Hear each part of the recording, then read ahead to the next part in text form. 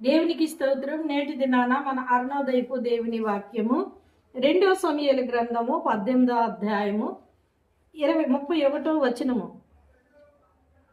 అంతలో కూషు వచ్చి, నా ఏలినవాడ రాజా, నేను నీకు శుభ సమాచారము తెచ్చి తిని, ఈ దినమున యెహోవా నీ మీదకు వచ్చిన వారందరినీ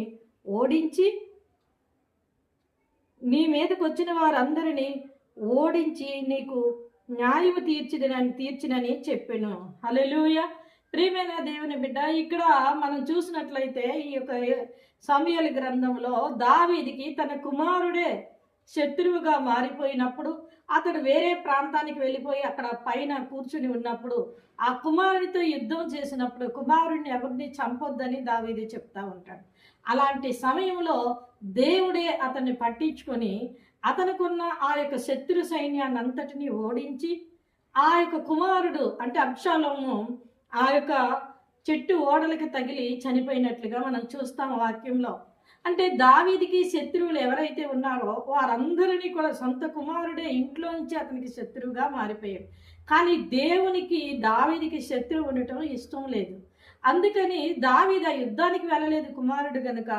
అందుకని ఇక్కడ కూషు అనే వ్యక్తి వచ్చి, నా ఏలినవాడ నీకు శుభ సమాచారము తెచ్చాను, నీ మీద ఎవరైతే శత్రువులు ఉన్నారో యెహోవా వారిని అందరినీ ఓడించి నీకు న్యాయము తీర్చాడని ఆ వాక్యాన్ని ఆ యొక్క దావీదుకి తెలియచేస్తూ ఉన్నాడు. ఆ రోజు ఆ యొక్క కూషు ద్వారా దేవుడు దావీదుతో మాట్లాడాడు.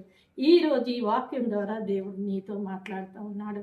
ఈ 2026వ సంవత్సరంలో నువ్వు దేవుని యందు విశ్వాసము కలిగి, ప్రార్థనా విజ్ఞాపనలు కలిగి, వాక్యానుసారమైన జీవితాన్ని జీవిస్తే నీ జీవిత కాలం అంతా కూడా నువ్వు శుభ సమాచారాలు వింటావు.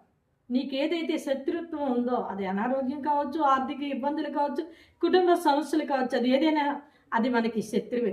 ఆ శత్రుత్వం నుంచి ఆయన నిన్ను విడిపించి, ఆ శత్రువుని నీ మీద ఓడించి ఆయన నీకు మంచి మేలును జరిగిస్తూ ఉంటాడు. కనుక అరుణోదయాన లేచిన వెంటనే ఈ వాగ్దానాన్ని పట్టుకొని నీ జీవితాన్ని ప్రారంభించు. ప్రార్థన చేసుకొని దేవుడు నీ జీవితంలో శుభ సమాచారం త్వరలోనే తేబోతున్నారు. ఆమేన్.